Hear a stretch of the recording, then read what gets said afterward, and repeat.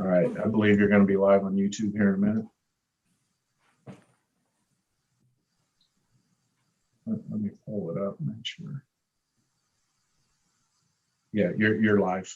All right, here we go. Kelly, if you want to hide your video. The Honorable Justices of the Supreme Court, hear ye, hear ye, hear ye. All persons having business before this court are admonished to draw nigh and give their attention to the court. Good morning and welcome to a delayed docket this morning. We apologize to all of you who have been waiting and wondering if you had a poor connection. We had some technical difficulty this morning. I think we feel fortunate. We've been doing these Zoom arguments for over a year now, and this is really the first time we've had trouble like this, but we appreciate your patience this morning. With that, I will ask Mr. Doug Shima, the clerk of the Kansas Appellate Courts, to please call this morning's case. Thank you, Your Honor. May it please the court. The 9 a.m. docket for Monday, May 24th, 2021 consists of one case. Appeal number 90044, State of Kansas versus Reginald Dexter Carr Jr. Sedgwick County briefs both sides. This case is scheduled for 60 minutes argument on each side. The appellant has reserved 7 minutes rebuttal time. Your Honor, we are ready to proceed. Thank you, Mr. Shima. I will make a note of the unusual procedure, somewhat unusual procedure in this case today. It involves a death penalty case, and in those cases, we have traditionally extended the amount of time that the parties have to argue. This morning, we have set aside 60 minutes for each party's argument. And given that length of time, what we will do is allow the first argument, and then the court will take a recess for 15 minutes and then resume argument. So just to give you an idea of what lies ahead. With that, I would ask counsel to please state your appearances. May it please the court, Deborah Wilson, Capital and Conflicts Appellate Defender, appears on behalf of the defendant appellant Reginald Carr, ready for argument. May it please the court, David Loudon, Special Appointed Prosecutor for Sedgwick County, Kansas, the 18th Judicial District, appearing with District Attorney Mark Bennett, who is off camera and who will not be presenting today, but he is present. We are ready for argument. Thank you to both counsel. Ms. Wilson, you may proceed. Thank you, Your Honor. Deborah Wilson appears on behalf of the defendant appellant Reginald Carr. May it please the court. This is Reginald Carr's direct appeal from a sentence of death.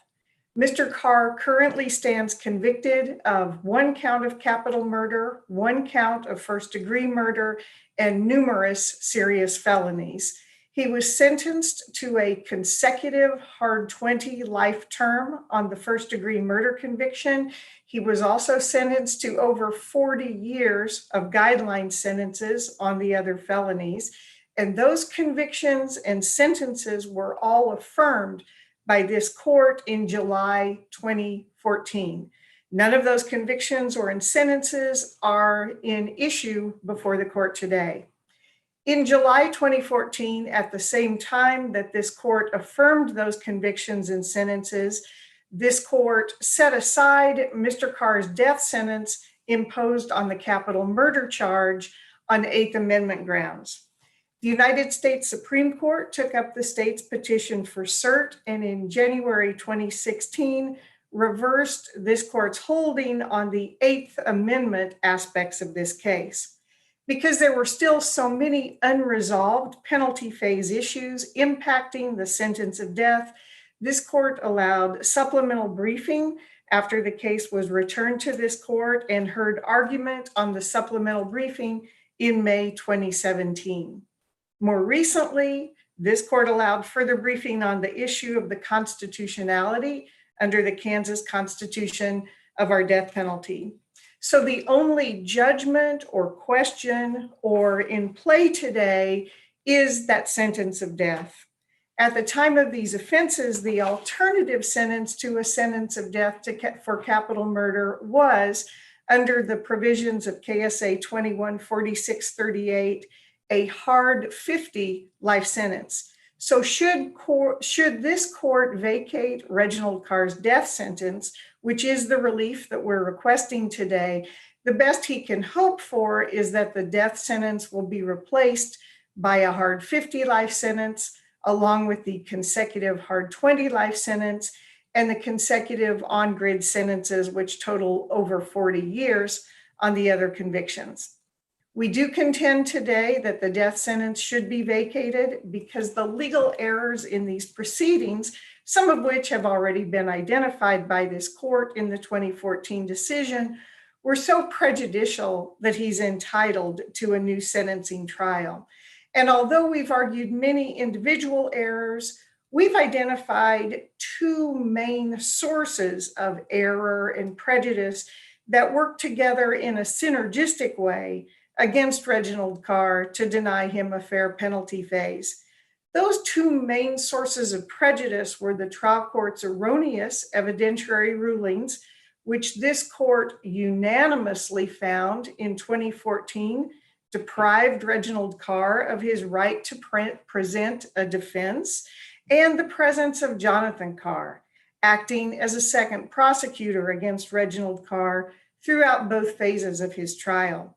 And I would like to note and remind the court that this court's previous ruling that the guilt phase of this trial should have been severed, and that ruling was never challenged and still remains in place.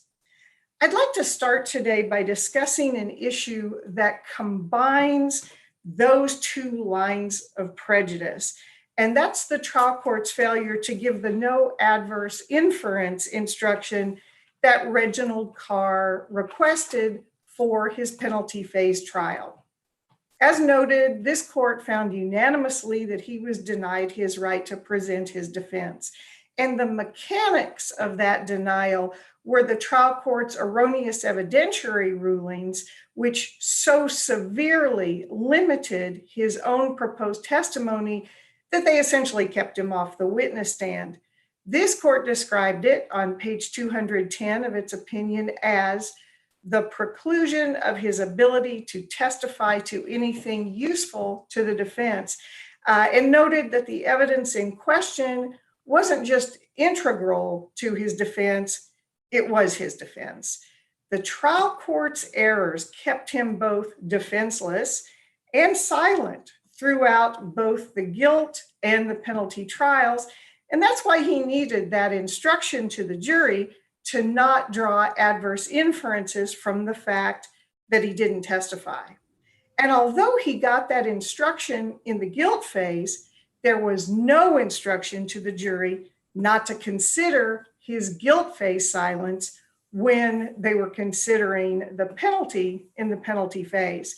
And here's where that second source of error and prejudice comes in. The court didn't give the instruction because that other prosecutor in the room, Jonathan Carr, objected to it. This court didn't reach the legal question in its 2014 decision of whether Reginald Carr had the constitutional right under the 5th and 14th Amendments to a no adverse inference instruction in the penalty trial. Instead, this court had already ordered new trials and for the trials to be severed, so the court just directed that the instruction should be given upon a defendant's request. So we're asking you to decide that issue today. We're asking you to determine that he was in fact entitled under the 5th and 14th Amendments to that instruction. I reviewed the state's original briefing in this case, and I'd note that the state did not concede that he was entitled to the instruction, but neither did the state argue that there's no constitutional right to such an instruction. Rather, the state argued that its omission was harmless. And there's still no United States Supreme Court decision on the question of whether this instruction, which is required under Carter versus Kentucky in the guilt phase of a trial, is also required in the penalty phase of a capital trial on the defendant's request. Counsel, let me ask you about that.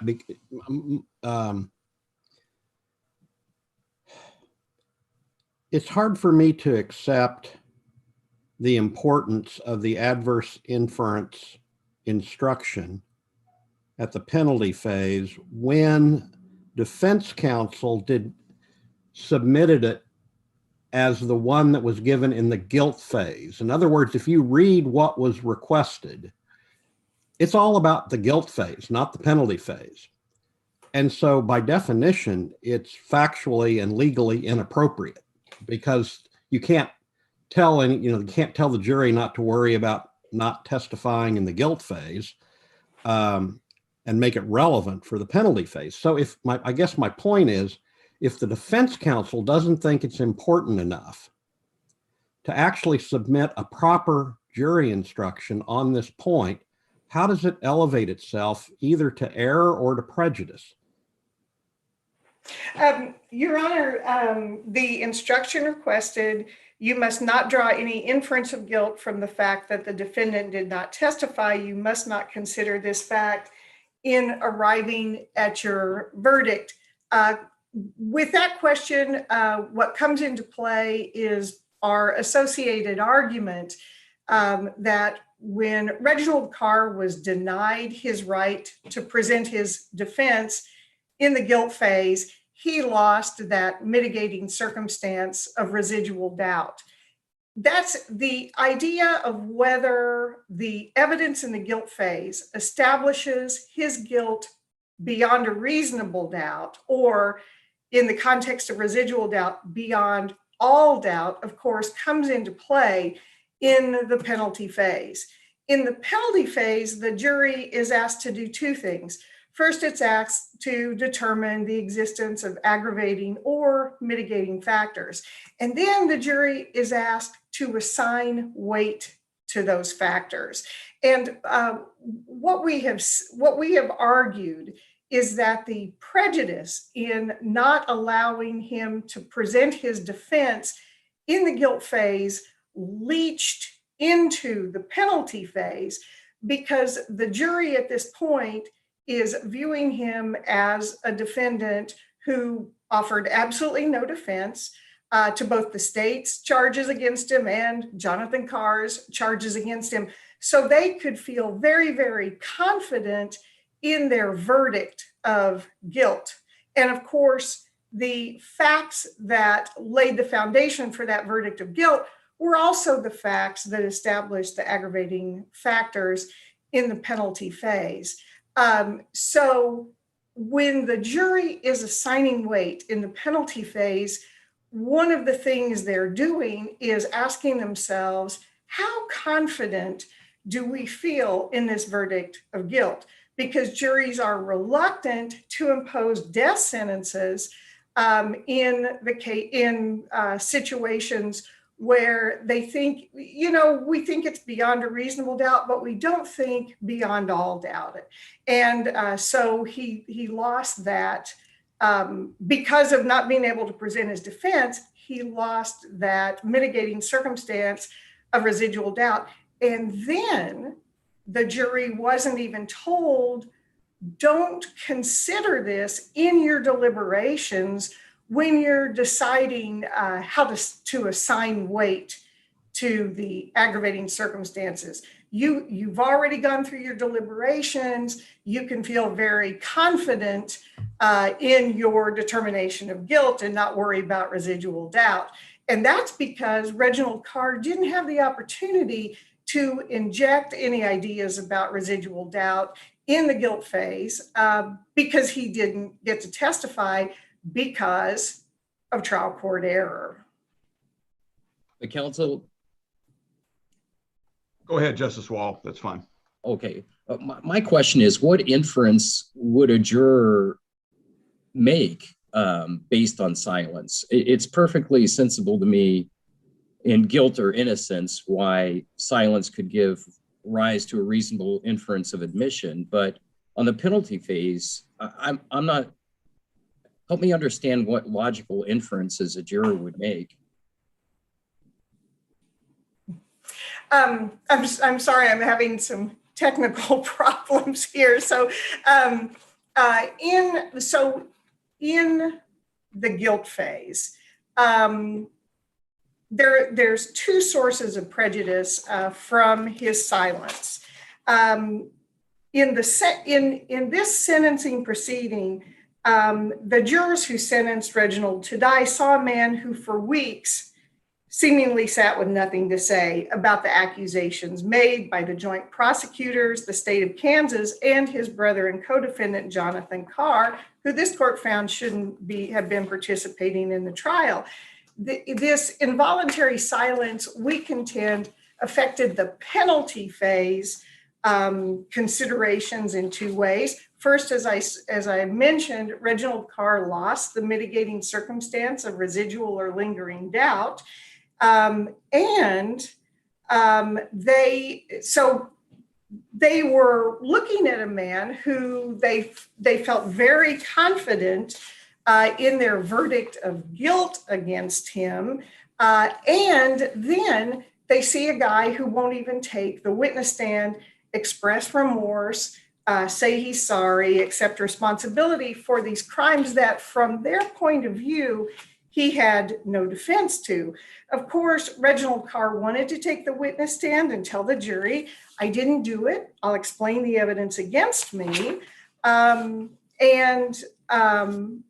course, he wasn't allowed to do that. He was silent because of those erroneous rulings. And then they saw that he wasn't even expressing remorse in the guilt phase, which of course would have been contradictory to the defense that he wanted to offer. So the jurors were looking at a man who, from their point of view, had no defense to the charges against him. And then after being convicted of those charges, didn't even take the witness stand to say he was sorry. And they were not told that they couldn't hold that against him. So and in this way, that instruction, I'm sorry. So what I'm hearing then is lack of remorse is the inference you think the jury would have made based on the lack of the instruction. But on the guilt phase, the residual doubt, that from an instructional perspective only, they were properly instructed on the guilt phase. Yes, correct? Yes. Right. Okay. And does White v. Woodall or any U.S. Supreme Court decision share that rationale that in the penalty phase, lack of remorse is a reasonable inference that jurors would make in the absence of instruction? In the absence of the instruction, I haven't seen case law to that effect, but I'm just making the logical deduction. Jurors like to hear from the defendant. Either they like to hear the defendant's defense, or if the defendant doesn't have a defense, they like to hear an expression of remorse. But that couldn't happen in this case because Reginald Carr's defense to the imposition of the death penalty was his innocence. And as this court has already found, he wasn't able to present evidence of his innocence.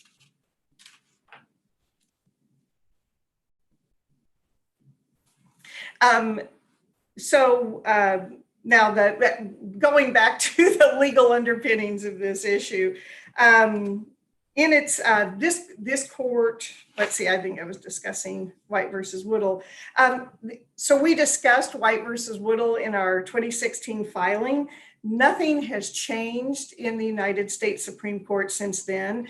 Justice Scalia did note in his opinion that the next logical step from Carter, Estelle, and Mitchell would be to hold that the Fifth Amendment requires a penalty phase, no adverse inference instruction. Perhaps not. Either way, the court said we've not yet taken that step. And Justice Scalia added that the appropriate time to consider the question as a matter of first impression would be on direct review, which we're on now. So we're asking you first as a legal matter to hold today, as many other jurisdictions have, that Carter and Estelle refers to Estelle versus Smith, which holds that the Fifth Amendment does in fact apply in the penalty phase of a capital trial, buttressed by the reasoning behind Apprendi, Ring, and Hurst require the instruction. And indeed, the dissenting justices in Woodall said, Carter and Estelle make it pretty clear that a capital defendant is indeed entitled to a no adverse inference instruction in his penalty phase trial. And then, of course, Apprendi, Ring, and Hurst all stand for the proposition that when the state is seeking an enhanced punishment, the sentencing proceeding is in fact a trial with regard to the existence of aggravating circumstances and the weight of those circumstances against the mitigating circumstance. Ms. Wilson, The logical progression of Carter, Estelle, Apprendi, Ring, and Hurst establishes that he had a right to that instruction, and we're asking you to hold that today. Ms. Wilson, If you decide, yeah, if we reach the same conclusion that there may have been error here, speak to me about the harmless standard and why wouldn't this be harmless error? okay. The constitutional harmless error standard, which this would be under the 5th and 14th Amendments, require the state convince you beyond a reasonable doubt that the error didn't affect the verdict. Carter versus Kentucky sort of said maybe this could never be harmless, but most jurisdictions do review this type of error for harmlessness. So I'm assuming you will too. With that, I want to emphasize again, this silence that we contend the jury probably did draw adverse inferences from, the silence was imposed on him. He didn't take the witness stand either in the guilt or the penalty phases because of the trial court error, which precluded him from testifying to anything useful to his defense. And of course, even if the error hadn't occurred, we contend he was right to the instruction, but it's the fact that he was involuntarily silent that makes this so much worse. The defense that he had the right to offer was to the very allegations that prove the aggravating circumstances. We contend that the state can't meet its burden under the constitutional error standard.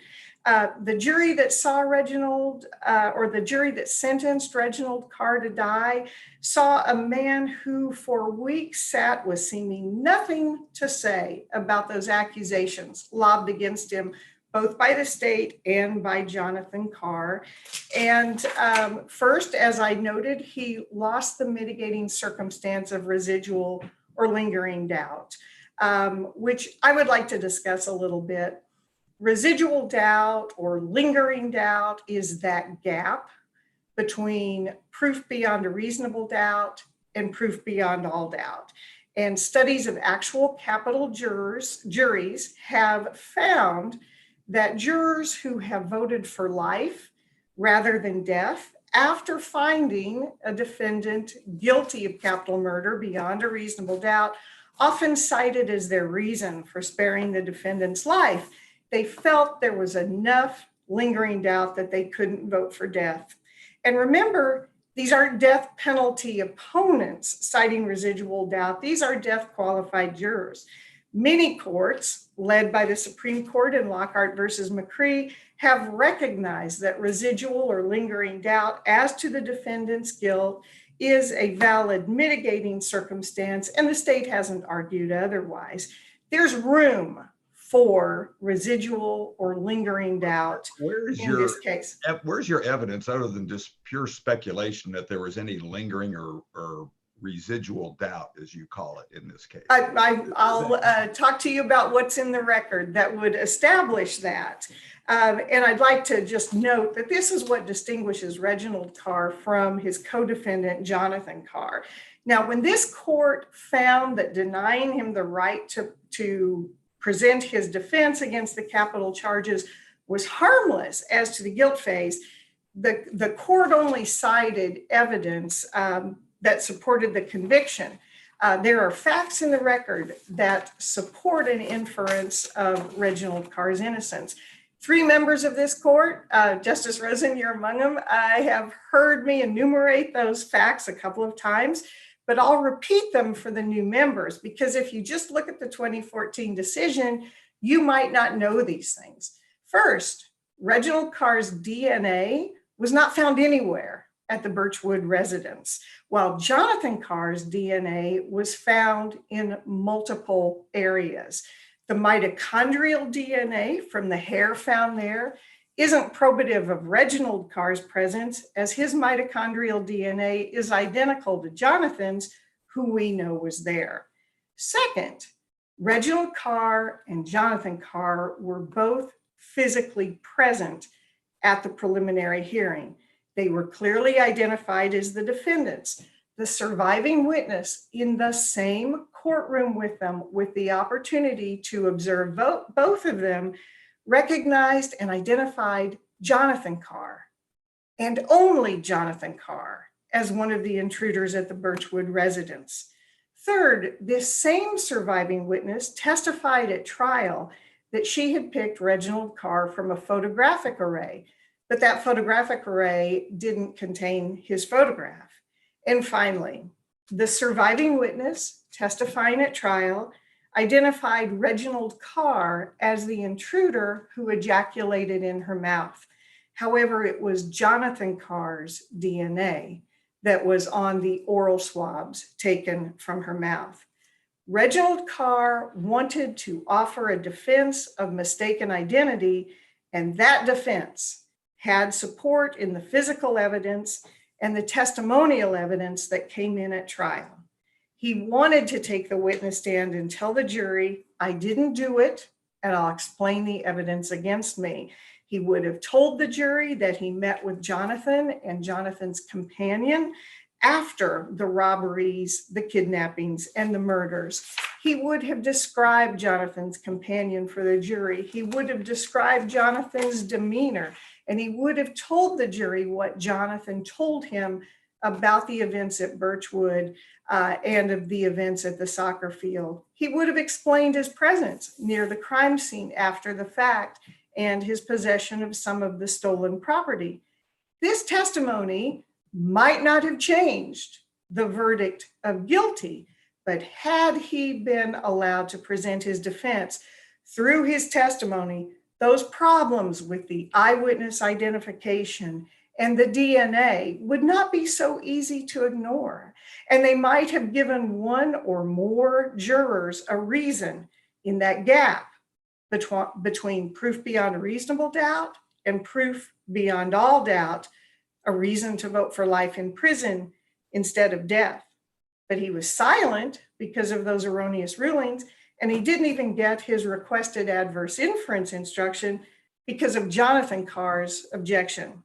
And of course, adding to the prejudice, we had Jonathan Carr throughout the guilt phase, who shouldn't have been there, according to this court's 2014 decision, pursuing his strategy of not contesting the evidence against him, but trying to make sure that Reginald was convicted as well, so he could set up Reginald as the instigator, the corrupter, the bad one in the penalty phase. Most of Jonathan's guilt phase closing was an argument that the jury should find Reginald Carr guilty. He argued there was only one shooter in the soccer field, and that was Reginald. He argued that Reginald played the lead role that night.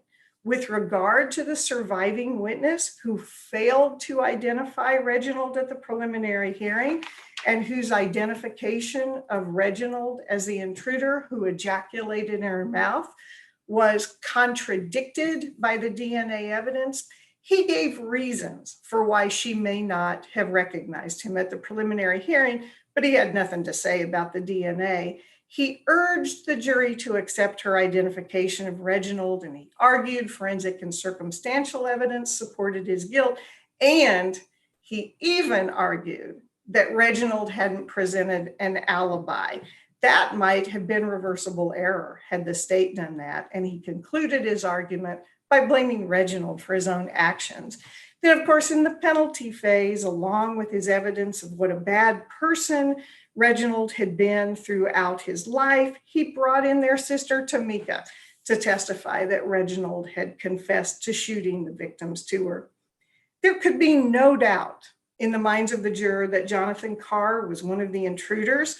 So when his lawyers asserted that Reginald was too, It would have been easy to ignore the absence of Reginald's DNA anywhere at the Birchwood residence. It would have been easy to ignore the DNA that contradicted the surviving witness's identification, and easy to ignore her failure to identify Reginald at the preliminary hearing. As I stated before, at this point, the jurors are looking at a man who, from their point of view, had no defense to the charges against him, and then after being convicted of those charges, wouldn't even take the witness stand and say that he was sorry. And they weren't told that they could not hold that silence against him. And as I started to say, in this way, the instruction might be even more important in the penalty phase than in the guilt phase, especially in a case like this one, where what Reginald Carr really wanted to do was contest the charges. So he's not going to take the witness stand in the penalty phase and say he's sorry or ask for mercy. And in the absence of the requested instruction, the jury was free to hold this against him. You can imagine the jurors looking at him and saying, boy, this guy is so guilty that even his obviously guilty brother says he is. He's offered no defense, and he won't even express remorse for his actions, which we have great confidence he was responsible for since he offered no defense. What an incorrigible person. Yes, may I ask a question? It seems like you're presenting conflicting arguments. If he wanted to testify to remorse, doesn't that get rid of the residual guilt argument? He would, if let's say he took let's say he decided to testify in the penalty phase, what on earth would he have said? He wasn't going to express remorse, but my point is the jury has no idea why he's still sitting in his chair and not testifying in the penalty phase. They don't know that he had a defense to these horrible, horrible crimes. They don't know that because he never got to offer it. So from their point of view, he's like just a really, really guilty fellow. And from their point of view, he's not even expressing remorse. And from their point of view, they haven't been instructed to not take that into account, his failure to testify during the penalty phase of the trial. But yes, you're right. If he had expressed remorse, we wouldn't be talking about residual doubt, but he was not going to do that. He contends he's innocent. His defense to the aggravating circumstances was that he didn't commit these crimes. Capital jurors are reluctant.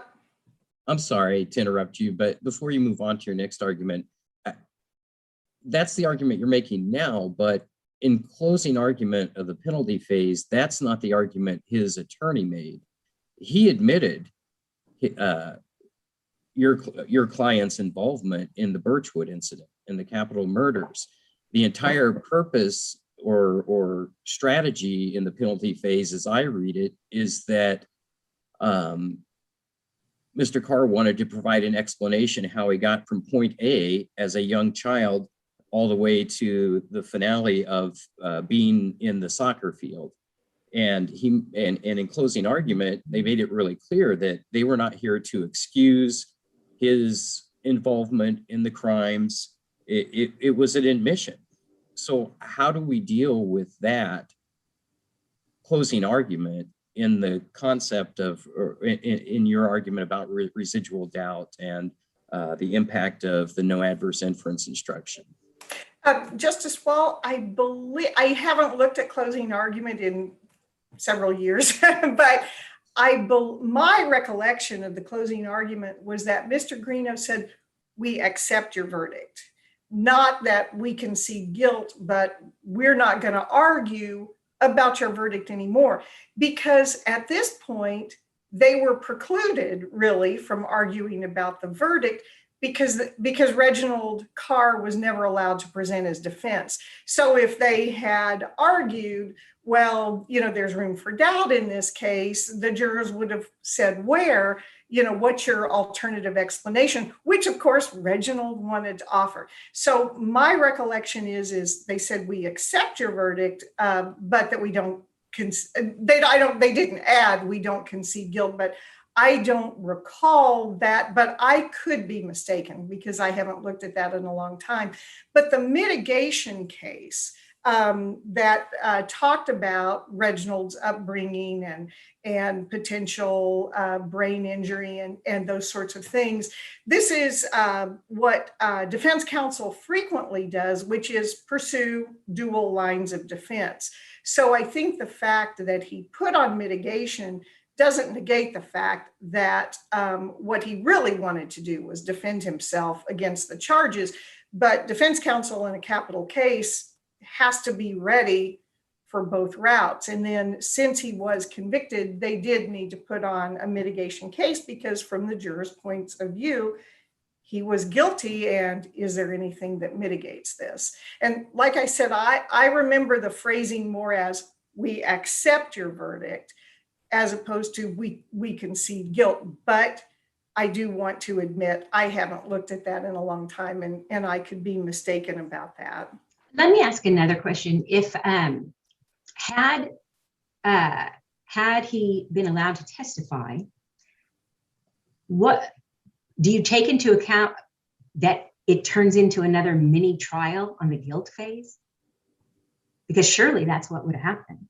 Oh, if he had been allowed to testify to his defense in the penalty phase, it would have done him no good because at this point, the jury has considered the evidence against him. They've talked about it. They've thought about it. They've reached their conclusions about the evidence. Of course, they did that in the absence of his defense, but they've reached their conclusions about the evidence. If he took the witness stand in the penalty phase and said, I didn't do it, I was misidentified, here's my testimony now. And that, of course, assumes that Judge Clark would have changed his mind and allowed him to do that because he'd already said, you can't say those things that you want to say. But if he had done that at that point, they would have been very confused. And they would have said, why are you telling us this now? They would have said, let's see, why is he doing that now? Oh, he was convicted and now he's lying to us. I was actually thinking about things along the lines of your question, Justice Standridge, and I was thinking about the absolutely frustrating experience of arguing with someone about political beliefs who disagree with you. Once ideas have gelled, the more those ideas are challenged, the more solidified they get. So I think that's the situation that Reginald Carr would have faced if he had tried to present his defense in the penalty phase of this trial. So aren't you then conceding that it's not reversible error? No, because that first of all, there's the prejudice of not being allowed to present his defense in the guilt phase, because when the jury didn't get that instruction in the penalty phase, then the jury was free to consider the fact that he didn't testify in the guilt phase and then assign great weight to the aggravating circumstances that were the same as the capital, basically the facts that form the capital murder charges. So they weren't supposed to think about the fact that he didn't offer a defense in the guilt phase. They weren't told, don't think about that in the penalty phase. So what I'm saying is they were then able to assign great weight to those aggravating circumstances because they had tremendous confidence at this point in the aggravating circumstances. And if he had tried to challenge them in the penalty phase, that would have solidified their confidence at that point. The time to introduce doubt about your guilt is before the jury finds you guilty. Because otherwise, once you start challenging their decision, they will be more solidified in their views. Okay, so what you're saying is you're bootstrapping from the guilt phase, the guilt phase where he chose not to testify. Oh, right, okay, but your position is right, that he wanted to testify, Right. although eventually he still could have testified, he just on that issue, and been subject to cross-examination. But it's that error that is infecting the cumulative, the adverse instruction error. Right. Okay. He couldn't have testified. I mean, he could have taken the witness stand in the guilt phase and said, I didn't do it, I've been misidentified, and stopped, because he was so severely limited in what he could say. He was not allowed to mention Jonathan's companion at all. The judge said, you can't do it. He wasn't allowed to mention what Jonathan told him at all. There was nothing he could have said in the guilt phase of that trial. Capital jurors. Ms. Wilson, the United States Supreme Court considered the severance issue as and talked about the constitutional harmless error, if you in many ways, in their opinion. And Right. some of the things they addressed are very similar to what you are talking about now in your making your harmless argument. What separates their analysis on the severance issue from what you are arguing is the harmful impact here? Why do their conclusions not apply equally here? I didn't catch that last question. Why does their analysis not apply equally here on this issue? Or why does their analysis maybe not control your decision on the severance issue? I do want to have the chance to talk about that. This court has already found that they shouldn't have gone to trial together. So we contend the prejudice arising from the joint guilt phase can be considered in the penalty phase. When the United States Supreme Court reversed this court, what the court did first was they said the Eighth Amendment doesn't apply because this is a complaint about the evidence. So they said the Sixth Amendment applies. So we're going to see if there was a due process violation in the joint penalty phase. So the court framed the question as to whether the introduction of Jonathan's evidence was so unfair in the penalty phase, was so unfair that the death sentence was a denial of due process. The court said it wasn't for two reasons. First, the jury was instructed to consider the defendant separately. And second, that the crimes were horrific. So the Supreme Court disposed of the Eighth Amendment claim, then jumped to prejudice and said that any prejudice doesn't require reversal. This court isn't bound by that. And here's why. When the US Supreme Court considered prejudice, they only considered the evidence that Jonathan adduced against Reginald in the penalty phase. And the court found that that standing alone didn't add up to a due process violation. The court did not consider all the error that occurred in both the guilt phase and the penalty phase, and the error from the guilt phase that leached into the penalty phase, nor did they consider the other error in the penalty phase. The only thing before the court was this court's ruling on the severance issue as a discrete issue.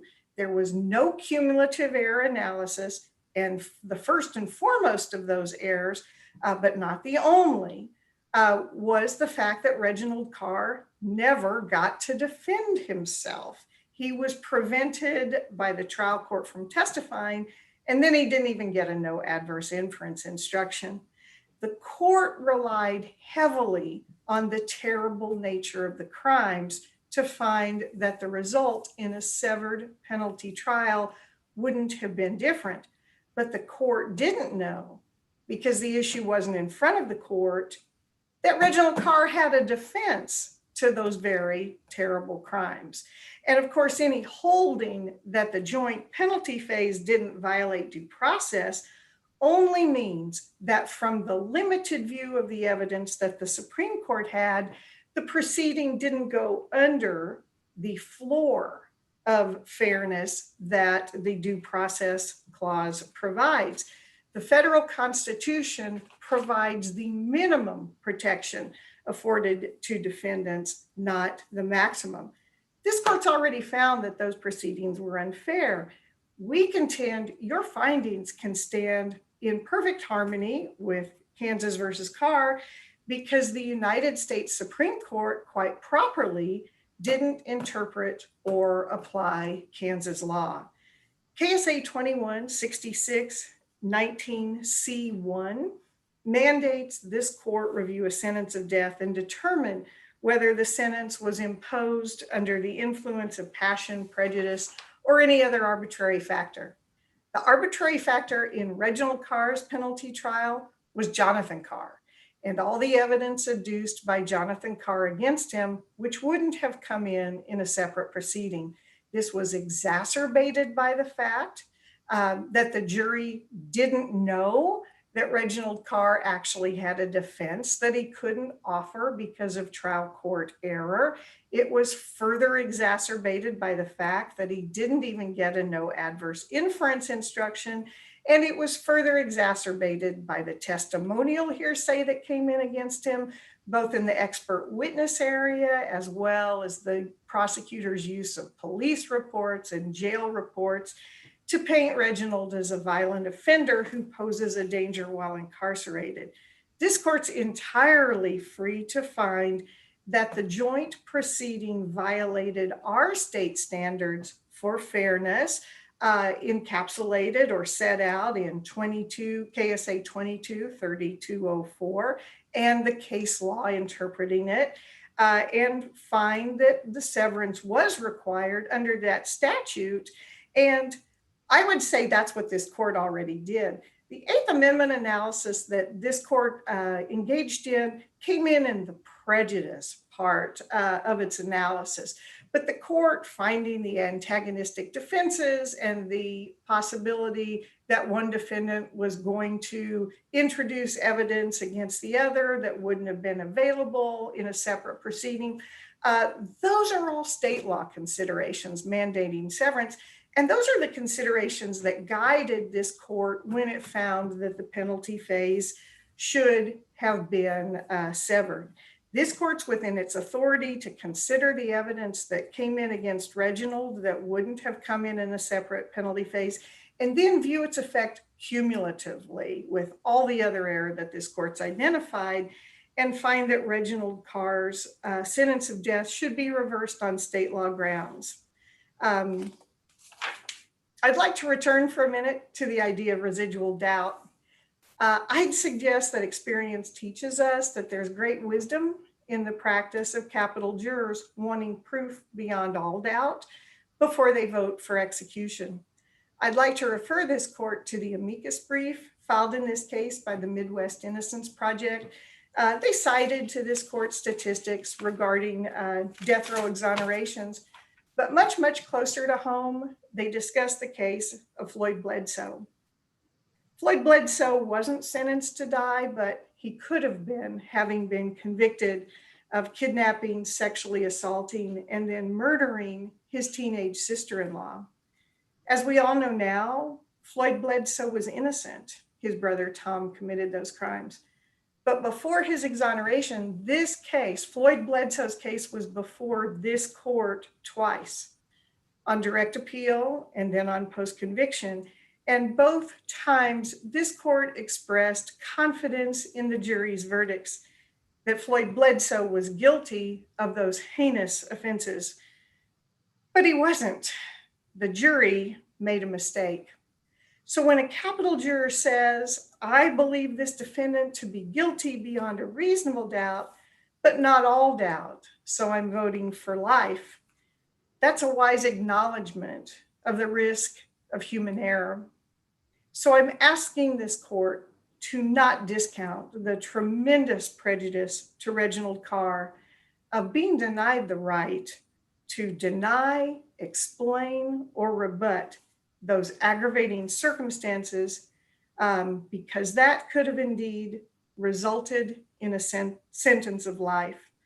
Ms. I'm asking- Wilson, can I ask a question? I just want to, I've been trying to see if I can find it, but he wasn't allowed to testify in the guilt phase about third-party issues and hearsay. But did he move to do that again? Was he prohibited from doing that again in the penalty phase? He didn't ask to testify as to his defense in the penalty phase. And but let me put this a little bit in perspective. On page 191 of this court's opinion, this court noted that after opening statements, when counsel tried to talk to the jury about Reginald's defense, the prosecution actually moved for sanctions against defense counsel. And the trial judge, Judge Clark, ruled that even mentioning this was misconduct. So the judge ruled not only that the statement was improper, that it was misconduct. So we know the trial court's view of this evidence.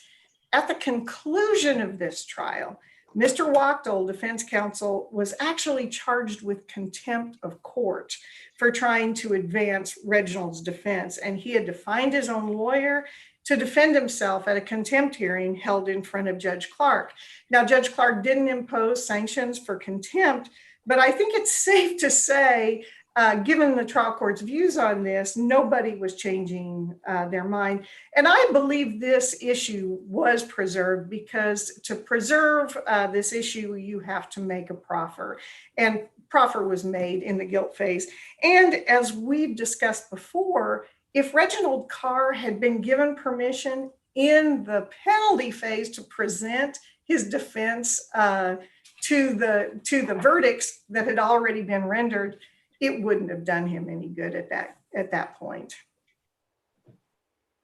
I'd ask this court to also not discount the prejudice to Reginald Carr of having his co-defendant actively prosecute him while he's required to remain silent, and not discount the fact that the jurors likely concluded that Reginald Carr didn't defend himself because he had no defense, and then they held that silence against him because they weren't told that they couldn't. And once again, can I stop you there and just make an observation and then a question? And the observation is just that this is the posture that we're in with the primary issue that you're arguing here strikes me as quite unique and interesting, in that because of the way this case has procedurally developed, you are essentially trying to bootstrap a prejudice argument from the guilt phase into the penalty phase. And my specific question is, are you conceding or are you taking the position that this court's ruling from the guilt phase on the denial of defense issue is law of the case here? I do believe it's the law of the case that trial court error denied him the right to present a defense. I concede that it is the law of the case that it was harmless as to the verdicts of guilty.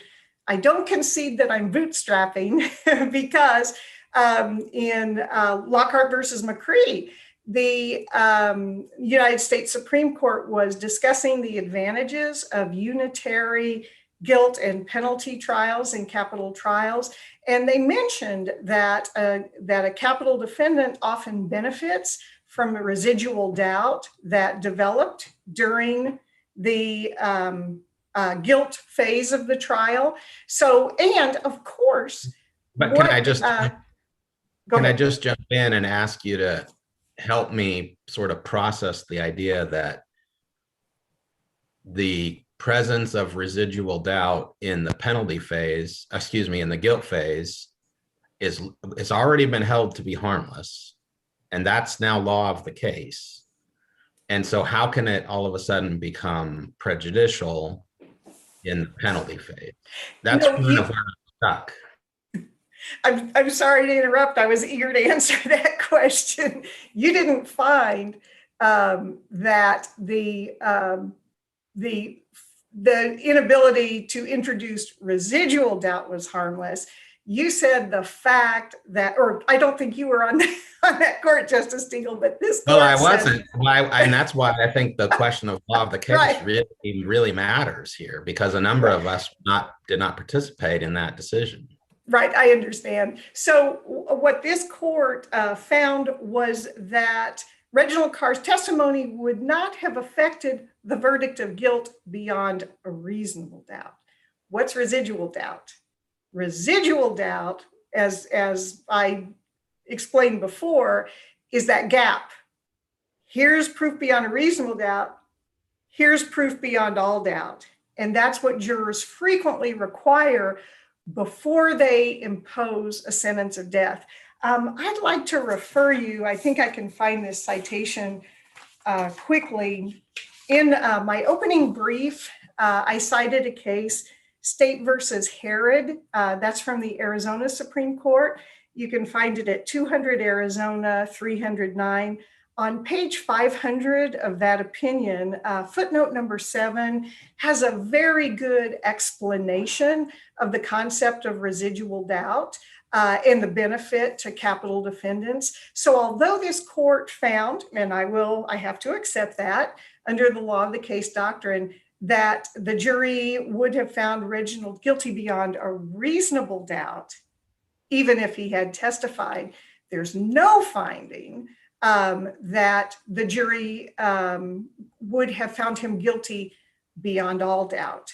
And that's where the idea of residual or lingering doubt comes into play. And I see I'm out of time, but I also I'll just ask one more follow-up question, if I may. I really appreciate where you're coming from and the fine line you're trying to walk here. Because I think all of us are going to have to try to walk that fine line. It seems like you're asking us to split the harmlessness analysis incredibly finely. In fact, so more finely than I've ever experienced. And I'm looking at this court's decision, and as far as I can tell, this court gave one sentence of its opinion to the prejudice analysis on this issue. And it comes at the very bottom of page 682, if anyone cares to look at it. But all we said was, given the remarkable strength of the state's case against Reginald Carr, we're persuaded there was no prejudice from this error. And so I guess my last question to you is just, what's your best argument for why that does not foreclose this fine splitting you're asking us to make between prejudice vis-a-vis reasonable doubt versus prejudice vis-a-vis all doubt? I was saving this for later, but the United States Supreme Court issued a series of decisions, Skipper, Lockhart, I'll get my notes here.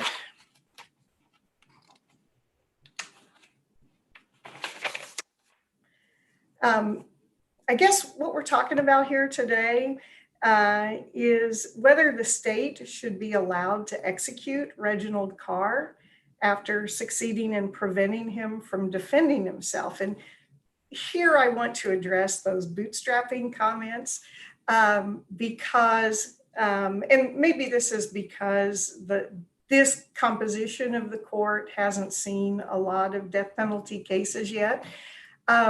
When the case is turned over to the jury or when the case transfers to a penalty phase, the jury's always told, consider all the evidence that came in the guilt phase.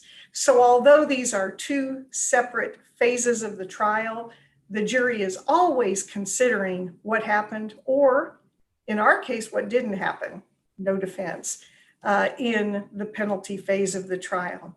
But should the state be allowed to execute Reginald Carr after succeeding in preventing him from defending himself? He was deprived of his right to offer his defense, and he was facing the accusations of Jonathan Carr, two things that shouldn't have happened. So can we have confidence in this death verdict, and can we conclude he received due process of law? In the Gardner case, the Simmons case, and the Skipper case, a series of cases from the United States Supreme Court, the court basically held that a sentence of death must be reversed when it's based on evidence that the defendant wasn't allowed to deny, explain, or rebut. The due process violations in those cases pale in comparison to the due process violation here. The aggravating circumstances alleged by the state were all based on the particular facts of the capital crimes. The evidence of Reginald Carr's participation in those crimes was the evidence that Reginald Carr was prevented from denying, explaining, or rebutting. We require a heightened level of reliability in death penalty proceedings, and I'm submitting today that we cannot find a proceeding reliable when a jury that imposed death for heinous offenses never even knew that the defendant had a defense to those heinous crimes, a defense that this court's already unanimously found he had the right to present. And that's why I don't really feel like I'm walking a fine line here. I think it's very obvious that a man on trial for his life should have the opportunity to defend himself. So can I summarize really quickly? It sounds to me like, highly summarized, your argument is that our view of the evidence, of the impact of the evidence on the jury, is law of the case for the guilt phase, but it is entirely not law of the case, and we are entirely free to independently evaluate the impact of the evidence on the jury in the penalty phase. You said that much better than I did, but that is a very good summary of what the argument is. Thank you. That helps me understand your position. Are there other See, I'm questions? out of time.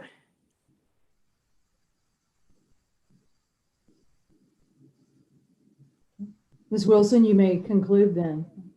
I did. Thank you very much. Okay. All right. With that, we will be in recess for 15 minutes. Thank you.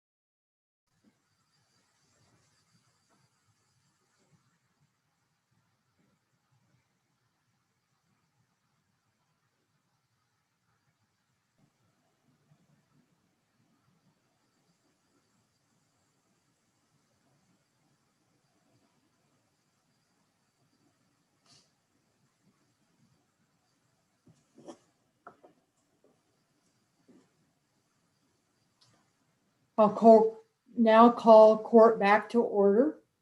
Mr. Loudon, you may present your argument. Thank you, Chief Justice. May it please the court, David Loudon, Special Appointed Prosecutor for Sedgwick County 18th Judicial District. I'd like to start my arguments. It looks like the focus of this court to this point has been the notion of cumulative error and the particular errors that were committed. I'd like to start with the quoting something out of the closing argument or the opening statements, or the closing arguments, pardon me, from the penalty phase. Ms. Wilson was talking about they just merely accepted the verdict, and it went way beyond that. On page 147 of Record Volume 108, Mr. Greeno states that and ended up on December of the year 2000 like a guy like this, committing the horrible acts that you guys have heard all about. Nobody's denied it. That is the most atrocious tragedy you can imagine. It begs the question, how does another human being do that to another human being? Farther down on the page, we are not saying that Reggie is not responsible. We are not saying that Reggie shouldn't be punished for what he has done. There are several other references in the opening statements and the closing statements regarding that. At no point in time did Reginald Carr's attorney, or Reginald Carr himself at the penalty phase, ever submit a residual doubt argument. The rationale for that, that's speculation by counsel. Counsel is speculating why they didn't do something. The problem is this court deals with the record. Counsel? Yes. Let me jump in here. And you heard my discussion at the very end of Ms. Wilson's argument about law of the case and about this exact issue that we're talking about now. I just wanted to get the state's perspective on both how law of the case impacts this, but also just ask you, I guess, kind of a conceptual question, which is, what is a defendant in Reginald Carr's position supposed to do in the penalty phase after they have been prohibited from preventing their defense? I mean, what could they do other than what you just recited, which is basically cop to it, to the jury in the penalty phase, which does seem like, I agree with you, it does seem to really make the argument of prejudice in the penalty phase hard to make. Okay, Your Honor, so two parts of that question from what I get. I do think that it certainly is the law of the case on the prejudice aspect of it, albeit from the guilt phase perspective. I think it's something that this court can definitely consider. The question as to whether it's controlling, it's a little more difficult, to be candid.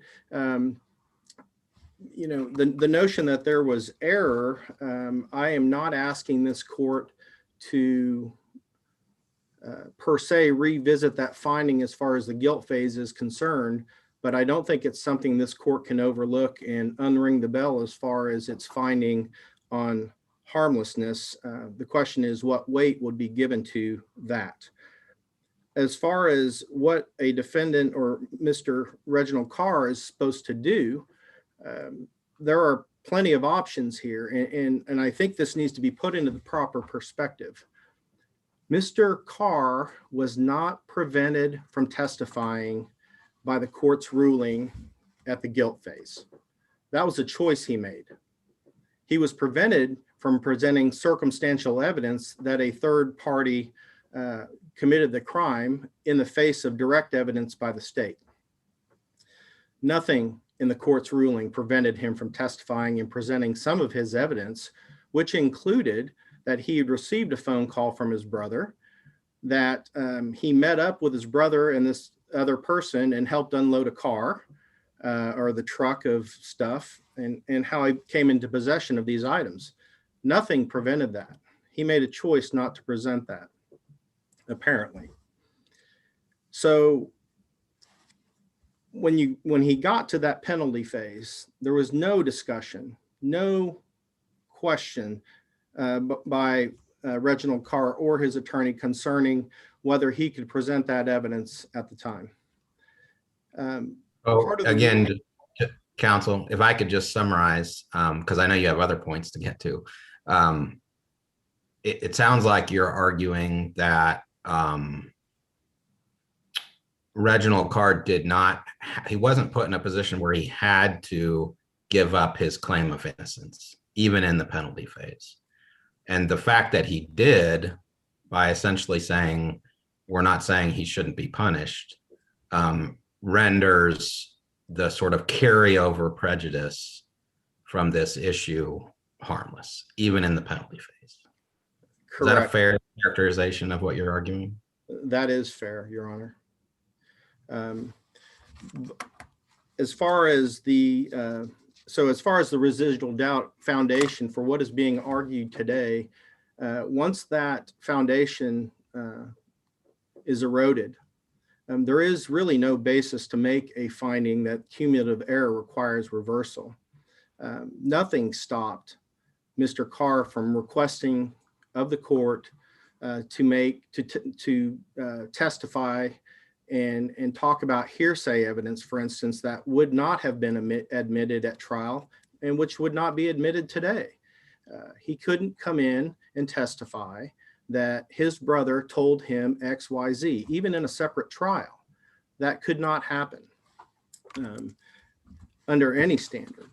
The difference in this case between the guilt phase and the penalty phase, and why he could have asked to testify and been permitted to testify about hearsay, is the very statute that is an issue today. In the scope of that statute, 214624 allows hearsay.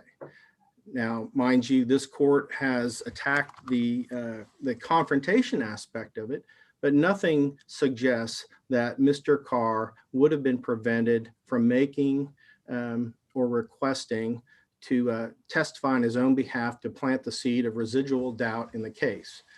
Instead, I would submit, in the face of overwhelming evidence, he made a choice and the inescapable conclusion that let's let the jury know I'm guilty and beg for sympathy and mercy. And that's exactly how it went down. They tried to show some redeeming qualities of Mr. Carr, and that was a choice. To suggest otherwise at this point is pure speculation, nothing in the record to support that notion otherwise.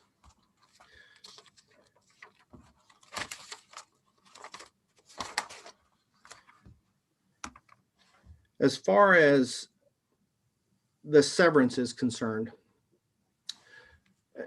again, the state recognizes that this court has ruled, at least with regard to the guilt phase,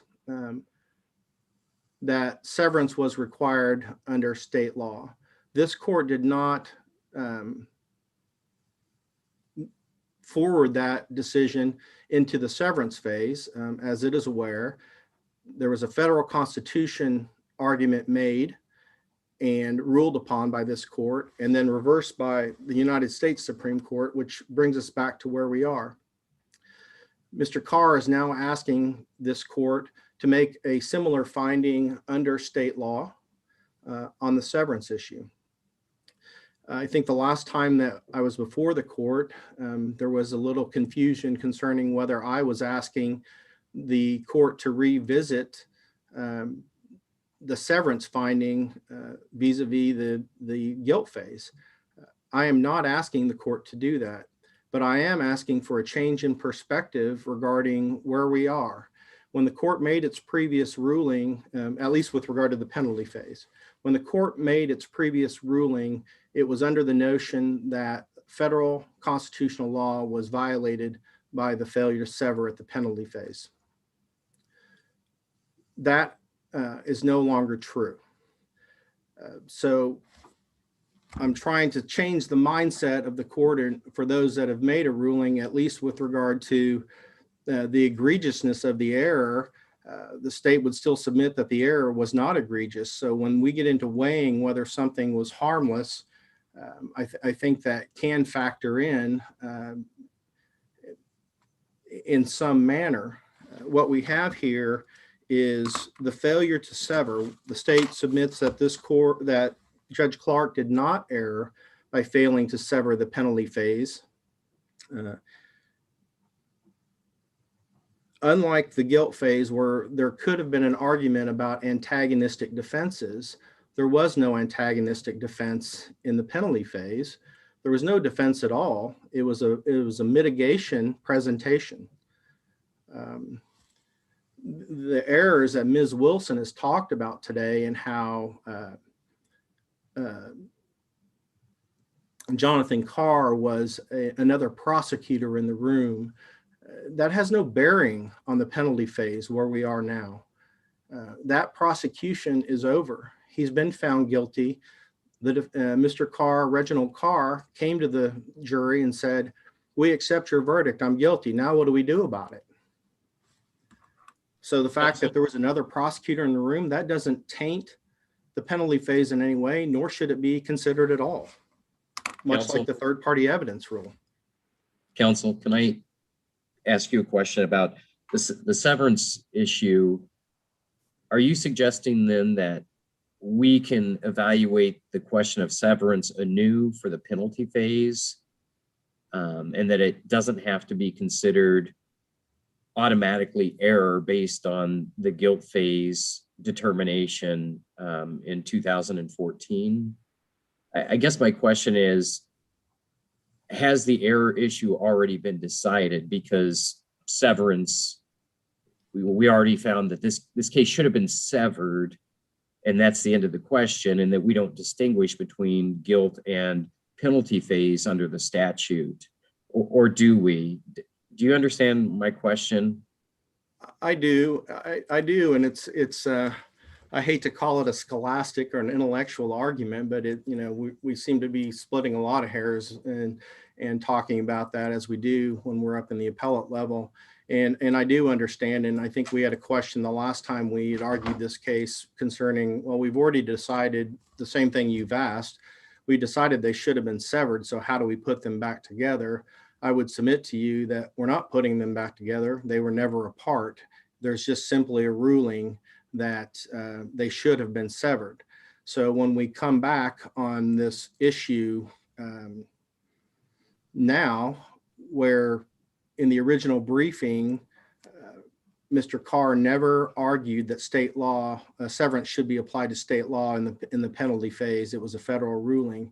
Now that we're back here on that state law, I think that this court can isolate the situation and make a determination while giving some credence or acknowledging that this court has made another ruling, and it may bleed into what Justice Stiegel was talking about with regard to harmlessness, that same kind of concept. But I would ask this court to make an independent ruling. To the extent this court goes against me, it does go to my primary argument that, or my additional argument that there was no error here.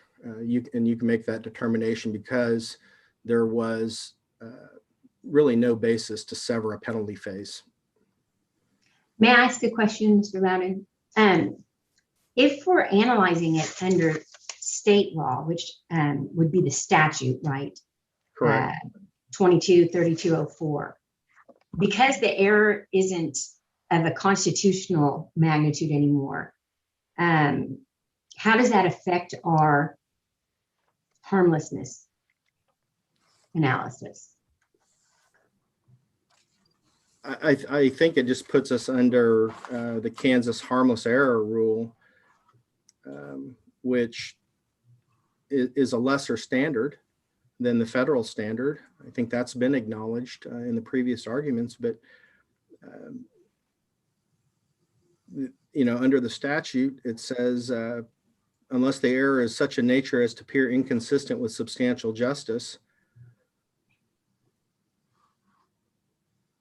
and as long as it doesn't affect the substantial rights of the parties. And I think that's the standard we would be looking at instead of the federal standard.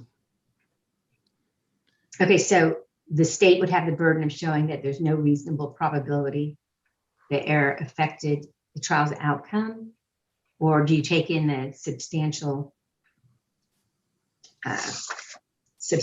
rights? Is that? Well, it's, as you know, as I've read, I mean, that standard is not there. It's just whether it's inconsistent with substantial justice. The courts are directed to disregard any error or defect in the proceeding which does not affect the substantial rights of the parties. And we certainly would argue that nothing that occurred in the penalty phase, or no ruling in the penalty phase, affected the substantial right of the parties. And for the reasons previously stated, I don't think that we can factor in the third-party evidence rule or the severance issue from the guilt phase and graft that in and say that adds to the error that occurred at the penalty phase.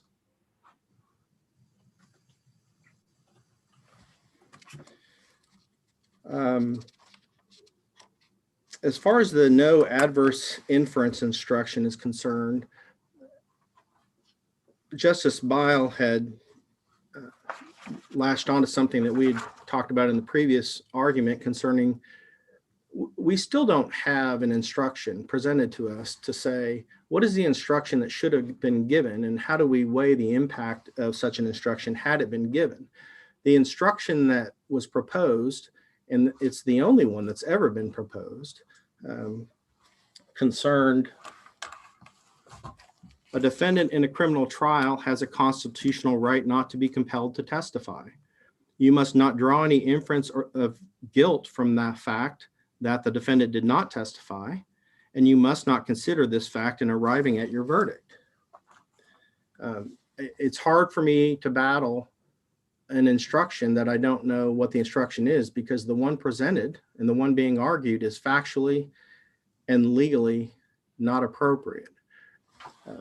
One of the cases I was reading, it drew an interesting question, was if a defendant appears to be arguing remorse at a penalty phase hearing, and there's an instruction, if that's the instruction that's given, then are you saying that the jury can't consider the fact that a defendant hasn't testified, even though he's asking for remorse, that he's accepting responsibility? That obviously didn't happen here because there was no argument about remorse. It was about sympathy and mercy.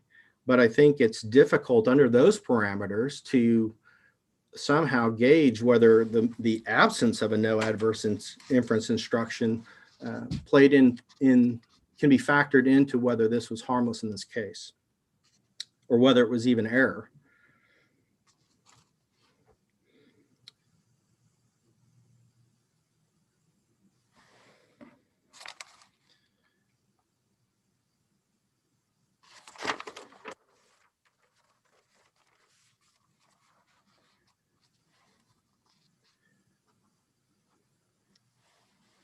And as far as the residual doubt, I just want to touch on that as well. Just again, that could have all been brought forward in this case, and it wasn't, regardless of the legal strategy that went behind it. We can't take that into account, and counsel shouldn't be able to argue that now and take a contrary position. Whatever she's arguing regarding that's a claim for an ineffective assistance of counsel, or something which we have no factual basis for.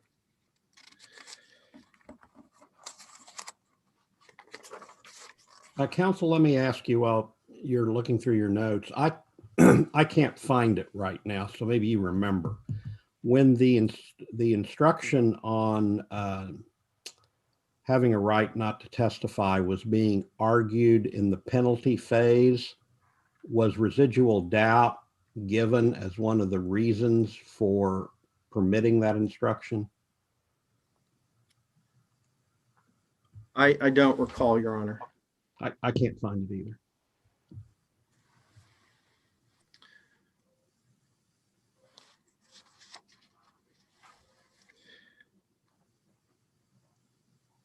As far as the other errors that were brought up to the court, the confrontation issue is one that I think needs to be addressed by this court in a more thorough fashion. I would submit that the court's opinion on this matter was fairly summary, and there was a citation to some cases, state law cases, which this court followed in making the ruling about confrontation. The reason this is important to this situation is that there's a claim that the court let in information regarding police reports and disciplinary reports, other forms of so-called hearsay, and there was no analysis concerning each one of those. And instead of talking in blanket terms about the fact that you can't bring in hearsay on police reports, that's testimonial hearsay, we have to look at each one of those. And this court, in its opinion, seemed to downplay some of the state's arguments concerning why those weren't of issue. To my knowledge, the confrontation clause under Crawford only applies if there's testimonial hearsay. We would submit that this court should look at each and every one of the arguments and statements made that are an issue and conclude that none of those statements were made to offer to prove the truth of the matter asserted. Counsel? We were testing a mitigation case. We presented one witness, not for the purpose of challenging or supporting an aggravating factor.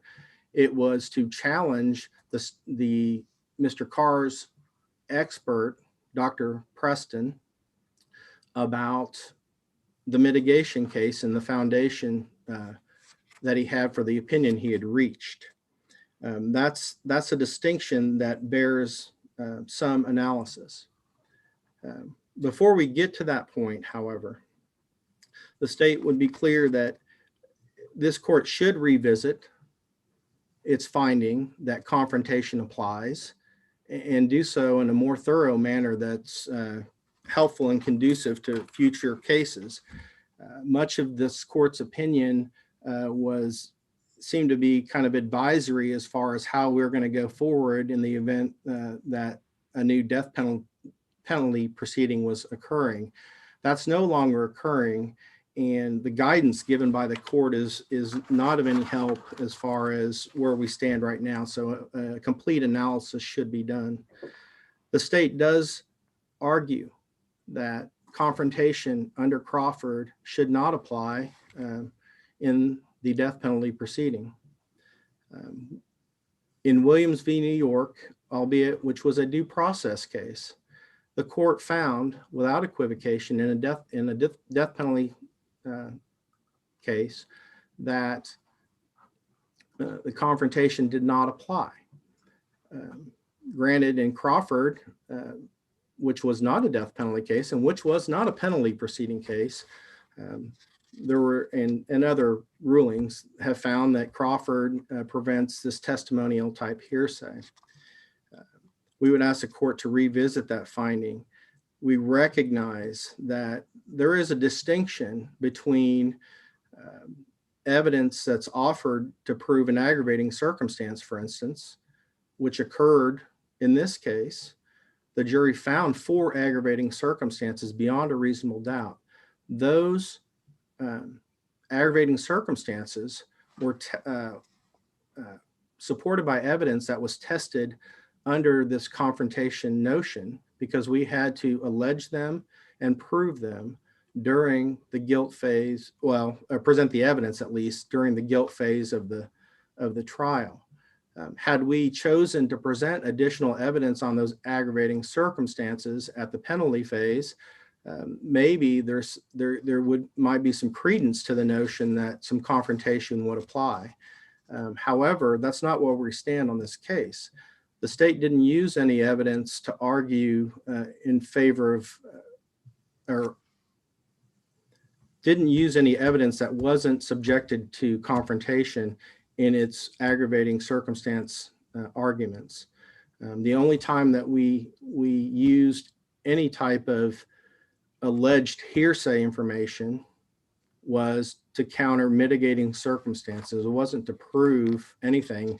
Neither party had a burden to prove the mitigating circumstances.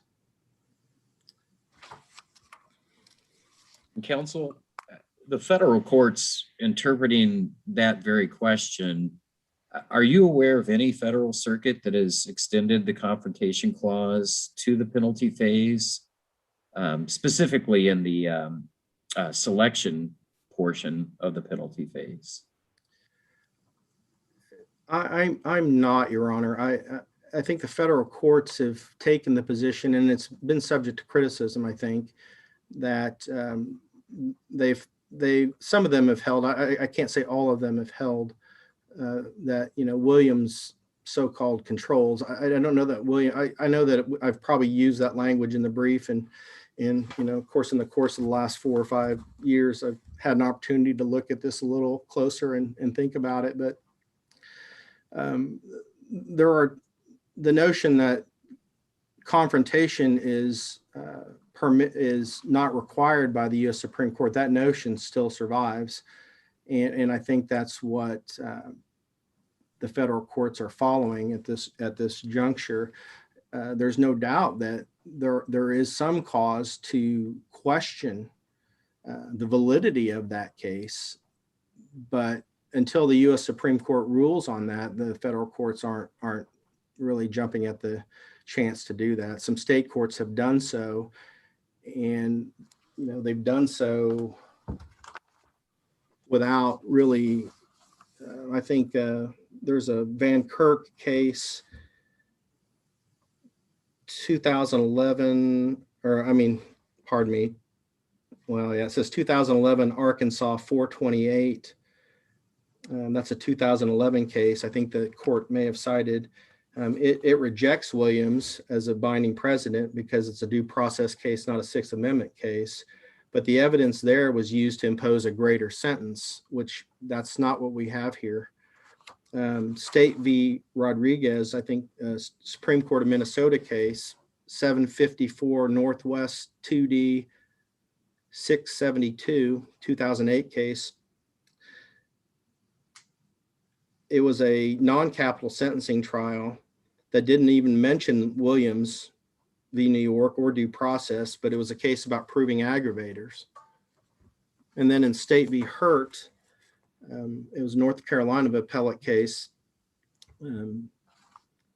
I'll give the Southeast site, that might be easier. 702 Southeast 2nd 82. That's a 2010 case. They did recognize Williams, but it was a non-capital, it was a sex case.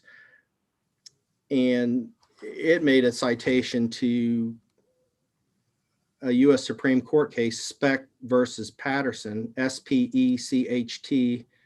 But it made a reference to that. It's 386 U.S. 605. And that's a 1967 case. And there the court made a distinction to fact-finding with discretionary boundaries of a sentence versus fact-finding needed to increase a sentence, while holding the confrontation applies under the due process clause.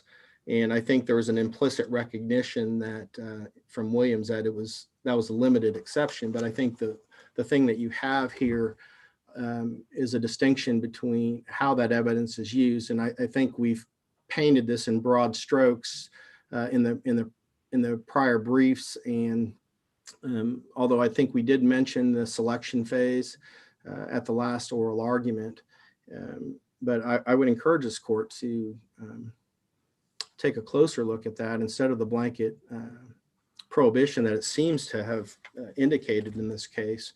To the extent that law of the case does apply, that is not a bar necessarily to revisiting something that's clear error or would cause manifest injustice. I would submit that as a general rule, as both parties at this point, we're not looking to undo everything the court's already made a ruling on, but I think this is one that's important enough that it deserves a second look.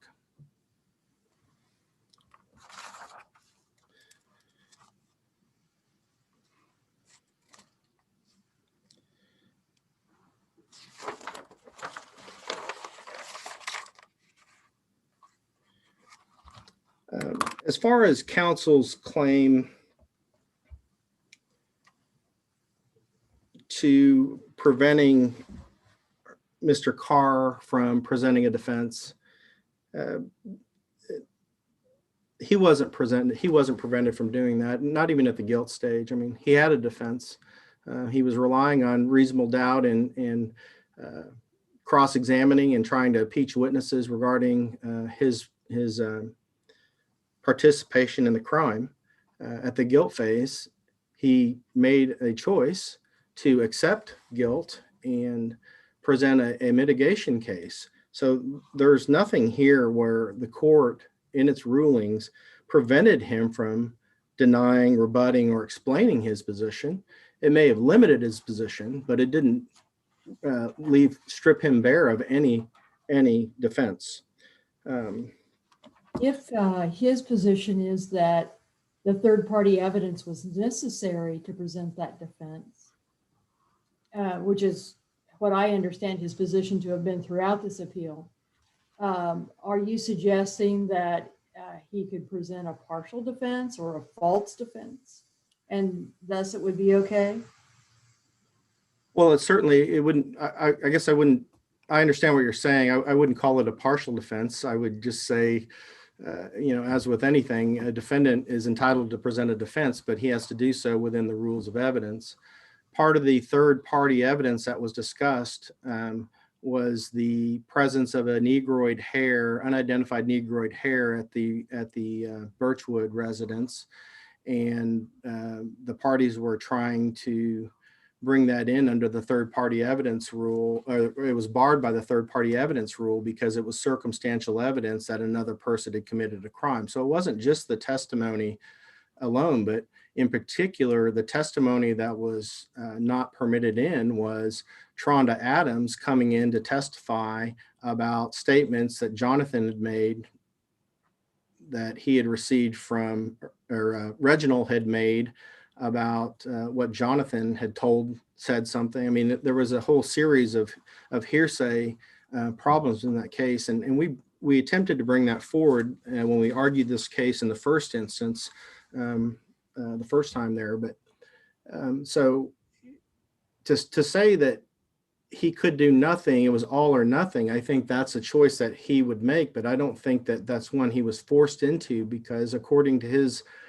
proffer, he did see things that he could testify about. He participated in unloading a truck or receiving a truck or seeing a third person. Nothing stopped him from testifying about that. So, the fact that he's limited from bringing in hearsay, I don't think that's what this court's ruling was, that he should be able to bring in hearsay. That's not what the ruling was about. I encourage this court to go back and look at that to the extent that it's relevant to this situation at this present time in the penalty phase. And I've already noted, he could have testified at the penalty phase. He still could have brought on a residual doubt. He could have explained himself. Look, we didn't testify at trial. We had, we wanted to hold the state to its burden of proving beyond a reasonable doubt. But now that we've gotten to the penalty phase, we would like you to consider either the mitigated presence or lack of a lesser responsibility, and the fact that there is competing evidence as to who pulled the trigger. While this court and the U.S. Supreme Court have found essentially that it doesn't really matter who pulled the trigger. Maybe it did to somebody. Nobody stopped him from presenting that evidence. And I think that's part of what Ms. Wilson may be complaining about with regard to other evidence being brought in that, somebody else or, that Reginald pulled the trigger. But again, I think that that's not to say I think that error carries any weight, if it is error, that would carry any weight when put up against the overwhelming evidence in this case. And I think it's important to note that I'm not only relying on the overwhelming evidence in this case. What I'm relying on is the overwhelming evidence of the heinous, atrocious, and cruel manner in which these crimes were committed. That is more important than the weight of the evidence. We've already taken as a given that overwhelming evidence was presented. The question is how do we weigh sympathy and mercy and all the other statutory mitigating factors against what happened here? And I think if you look at the tenor of the state's argument at the penalty phase, it concerned the four mitigating factors, not the overwhelming evidence again, but the four mitigating factors and the 3 hours of torture, physical, mental abuse, sexual abuse against the victims against each other, being, taken to a bank. Several of them were taken to banks to get money. Then they were put into a trunk of a car. Some of them, they were taken to a field, told to kneel in the snow, and then they were forced to listen to as each successive one was shot in the head, and some of them were begging for mercy. They drove over the surviving victim's body. Those circumstances are the ones that we weigh this primarily against to say, what difference did some of these alleged errors have when a jury was saying, my goodness, these people, it's horrible and it doesn't get any worse than this. So what is so compelling about these alleged errors that would cause somebody to say, you know what, I think I'm going to find mercy? That is not there. I mean, I think that's what the U.S. Supreme Court, I think that is the essence of their finding is nothing would have caused anybody to change their mind about this. We talk about, Ms. Wilson had talked about the police reports and the disciplinary reports and, oh my gosh, you made this guy, Reginald, look like a dangerous person. Well, he did that on his own. I don't think anybody would be shocked that he had other incidents. And I don't think that's the one they say, oh, well, that's the reason we want to put him to death. I mean, until you said that, I was just going to let him go free. But now that you've told me that he had other incidents in his life or that he stabbed somebody with a pencil or, I don't remember who that was against, but, until you said that, I was ready to walk this guy and let him go. That's not the case. And I think you can paraphrase and commonsensically look at that in that manner.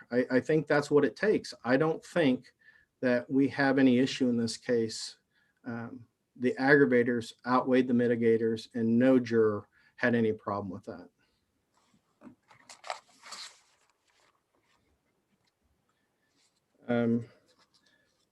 I think that, I don't have anything else to say about it. I know I have lots of time left, but, in a nutshell, that is the case for reversal. And I think the brief lays out plenty of arguments against their claims of error. But as Ms. Wilson has narrowed this down to this focus, none of those things that she is complaining about should cause this court to find reversible error in this case. Counsel, if you don't mind, back on the state law severance issue, if we were to examine the penalty phase issue sort of independently, I think you suggested that we should find no error. But can you walk me through your argument on each of the specific grounds that were raised in support of severance? I believe it included the argument that they were antagonistic penalty phase cases because of the evidence regarding suggesting that Reginald was sort of an influencer or a role model to Jonathan. And what is your response to each of the grounds for severance and why it was not error in response to the defendant's specific grounds for penalty phase severance? Let me try to find there was quite a few of those, Judge. Let me Justice Wall. Yeah, I guess the two I'm most interested in are the antagonism based on the evidence of him being sort of a role model. Okay. Well, with regard to that, again, I think I may have previously touched on that. There was no antagonistic defense per se at the penalty phase regarding that information, but I take it to mean, I know when you say that, I think you're just putting it in context that, what role did that type of influence have on the outcome of this? And again, I don't think it had any out. The jury was aware from the defense side of things, no matter who was pointing the finger, that other family members came in with testimony that said Reginald was an influenced Jonathan. So how did that affect Reginald? Well, I guess my question is, first of all, could that evidence have been admitted in a severed penalty phase? Could that have been admitted in a separate penalty phase? Could he have said, I was influenced by Reginald or Jonathan, or? Yeah, I guess that one doesn't work so well, does it? Well, I guess you could say, well, Jonathan, yeah, right. It doesn't. Yeah. Yeah. Not in this instance. I think this was all part of the bad childhood. And, I don't think it's incredible to think, I've been a prosecutor for a long time. And, when we charge cases and look at cases, I mean, as court members, you look at things and you say, man, this person never had a chance. They had a bad childhood. They had this, that, or the other. They were able to present all that stuff. But at some point in time, the law says, we're not going to put up with it when we charge it. And it came to a head in this case. So, there was no shortage of information about the bad circumstances. Let me rephrase my question, I guess, a little bit. Could the state have introduced evidence that, yeah, Reginald Carr was a corrupter and an influencer as rebuttal to the mitigating circumstance that was instructed about a minor role in the offense?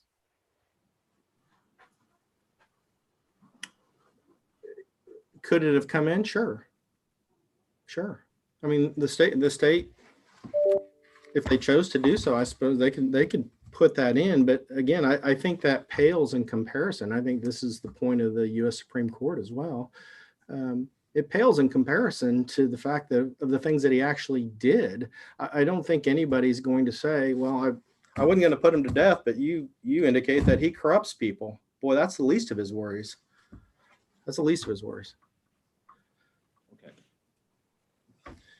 Again, he embraced how bad he was. He didn't shy away from it. He presented his own testimony about how troubled he was. So how troubled he was is of no consequence, and anything that bears on that to the extent that they're claiming error or reversible error, he did enough damage to inflict upon himself. And if his point was to say that he was messed up because of his childhood or from brain damage or something of that nature, we certainly didn't hurt that. We may have added to it, if anything, but in the grand scheme of things, I think it really just pales. I would bring up, there's one thing I don't know that it's really brought out in the briefs explicitly as well. Concerns the limitation on Dr. Preston's, two things. Dr. Pay's testimony regarding the testimony or the opinion of others or the consultation with other experts. At the time it was made, I think we've argued there was no bar, there was no confrontation issue, there was no error. And I don't mean that to necessarily say that you can't consider it, but it certainly, you can't look at Judge Clark and say, what was he thinking? Well, he was thinking that he was following the law. And it was the law at the time until Crawford came out 2 years later. But accepting the fact that, if you get by and you find that there is a rule of of confrontation in this case, which we would ask you not to do. But if you do find that there is a confrontation violation in this case regarding those 3 witnesses, I would ask on the harmless error side of things that you look at the other evidence that did come in and some of the tactics used by counsel to overcome that. Counsel was able to argue about the difference in opinions. Counsel was able to bring out evidence to support the notion that Dr. Preston was right, despite what these other witnesses had said. For instance, Dr. Waltersdorf testified that a year before Dr. Preston had done his scans, he had determined that there was damage to the temporal lobes based on his psychological testing. So there was proof that that occurred. Dr. Reedy was able to testify based on his testing that there were some issues with Reginald Carr. So this evidence or this alleged hearsay evidence that was barred by confrontation had a limited impact, I think, on what was going on. The fact that he could come in and complain that he did something different, I think ignores the fact that on cross-examination, for instance, that Dr. Pay admitted that he hadn't looked through all the stacks or pictures that Dr. Preston had looked at to make his evaluation, that Dr. Preston had testified. This was only an example of what they were looking at. It wasn't everything that he had looked at. That Dr. Pay, this wasn't something he had done for a living as far as reading these scans, as opposed to Dr. Preston. So there were other balancing factors. So I would submit that any error with regard to that would be harmless. Likewise, the fact that there was, this court has found that there was an abuse of discretion to not allow the SIR rebuttal of Dr. Preston. For the same reason, the impact of that would be lessened by what was actually done in the case and what evidence was presented, allowing him to come back and, as Judge Clark put it, to say the same thing he said before, would really not have a great of impact as this other stuff that he was able to do.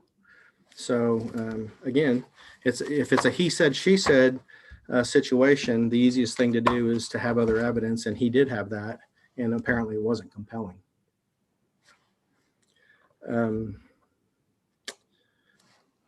Justice Walls, did I answer everything that you needed to be answered? Okay. Thank you. In closing, again, I would ask this court to review all the error, not as a generalized concept of hearsay, but look at each of these incidents and find that they weren't offered for truth of the matter asserted. They were offered to challenge the testimony of these witnesses. The references to police reports and disciplinary reports, if you look in the closing, those weren't used by the state at all to say, look how bad this guy is. Look what else he's done. It wasn't even brought up. The case was about mitigation and testing the mitigation of the mitigation evidence presented by Reginald Carr. So, to have a blanket reversal or weighing of evidence based on the notion that confrontation was violated, I think you first have to have hearsay.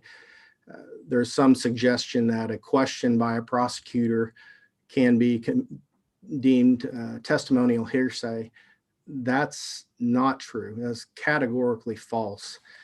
In fact, I wish I can't find the site for it, but there was an occasion during closing argument where one of the prosecutors argued that Jonathan had told somebody about, pop, pop, pop, I, shot him, that type of reference. There was an objection to misstating the evidence, and it was sustained because that was in a question that was asked by a prosecutor. It wasn't by an answer given by the witness. And that's in line with the testimony, the rules of evidence as well. If somebody is going to challenge whether something's hearsay, we are requesting, as we have in our briefs, that this court make a finding that you still have to object and you have to make a proper objection. Without the objection, it's difficult to measure why something was let in. Attorneys don't object to every bit of hearsay because they want some of it to come in, or they don't want to test the basis for that because they know the state has the ability to do that, and maybe they don't want to hear that. Maybe that happened with regard to the three witnesses, the doctors that Dr. Pay was referencing. Do you think that the defense really wanted to trot up three witnesses to say the same thing that Dr. Preston said? They didn't. And that's why they didn't call them as witnesses, I would submit. So you have to find the basis for hearsay before you can even rule that it's hearsay. There has to be some kind of objection. I don't know how else to do it than to presume error when we don't have the basis to find that. In light of that argument, in light of the other arguments, the state would submit that there is no reversible error in this case. There was overwhelming evidence of guilt.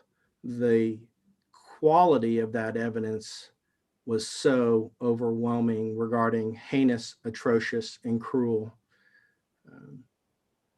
It just can't be measured. It was bad enough that the U.S. Supreme Court labeled this the Wichita Massacre. Okay, that was 8 justices of the Supreme Court, one of which who had no comment on it because she didn't believe that it should be there, but 8 justices of the Supreme Court allowing without comment that somebody called this the Wichita Massacre. That didn't have anything to do with overwhelming guilt. That had to do with the atrocity that laid before the court, the jury, and this court. We would ask that you give that credence. It is not a very tough decision here. When you weigh it against everything that's happened, we would ask that you find that there is no reversible error under any standard that's applied. Thank you, Mr. Loudon, for your argument. Ms. Wilson, you reserved 7 minutes. You are still muted.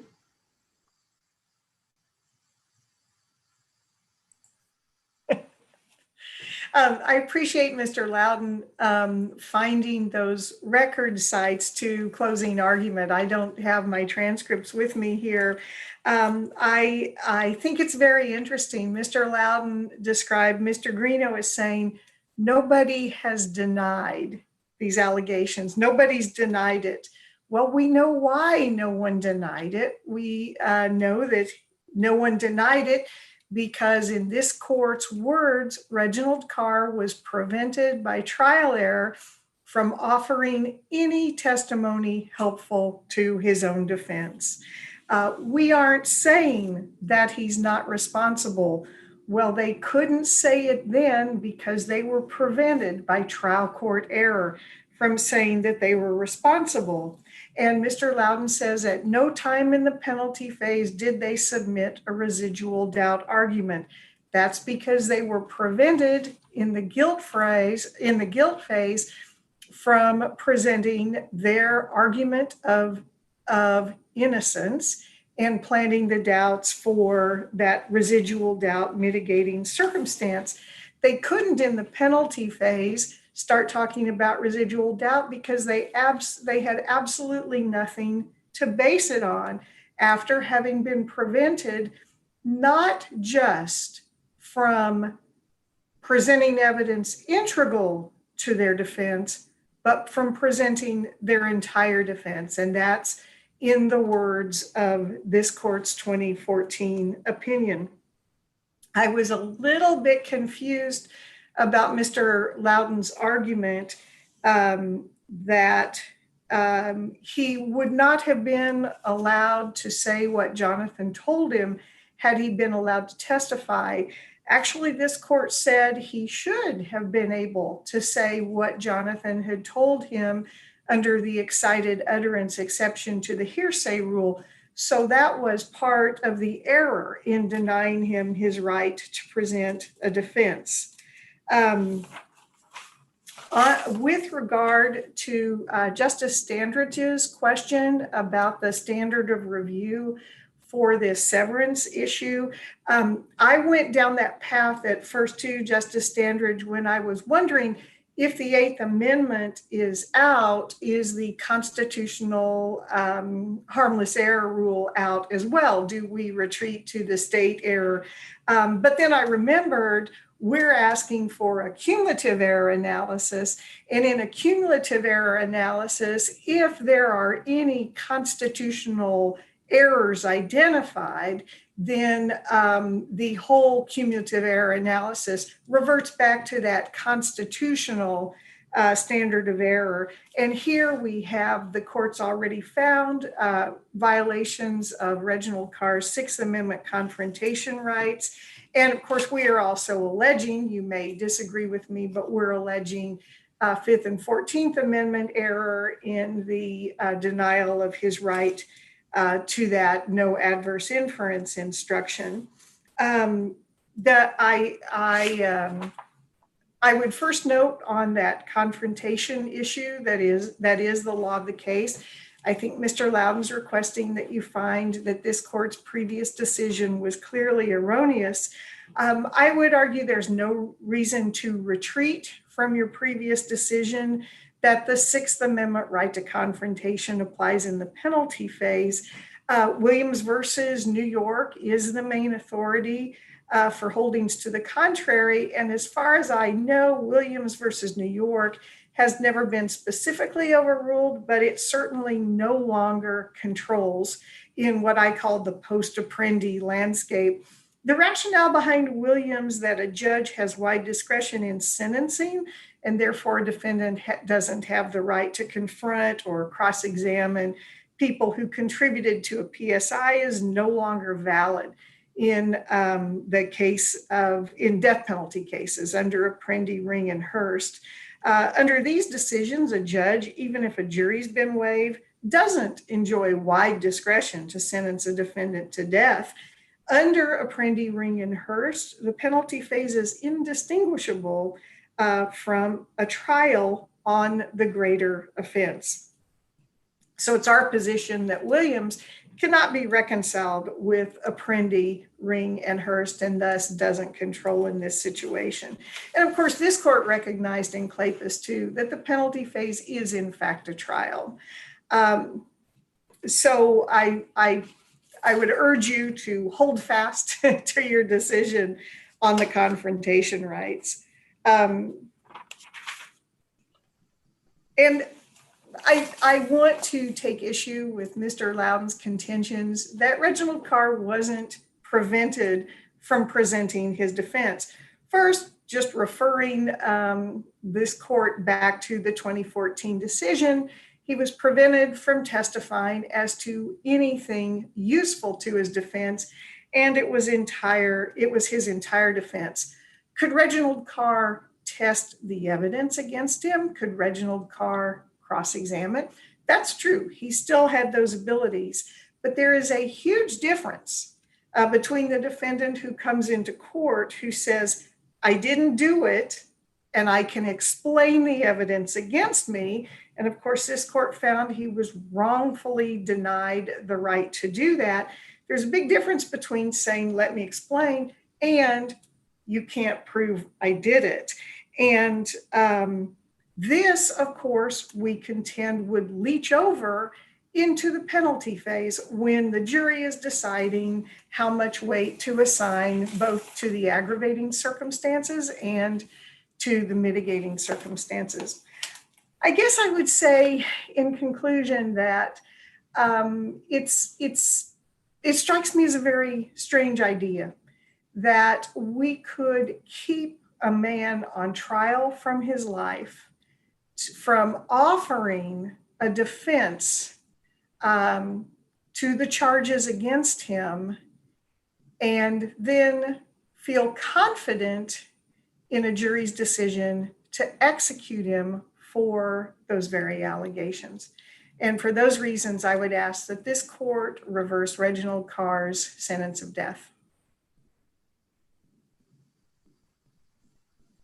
Are there any questions of counsel? Thank you to both counsel for your arguments today. We will take this appeal under advisement. Court is in recess until 1:30.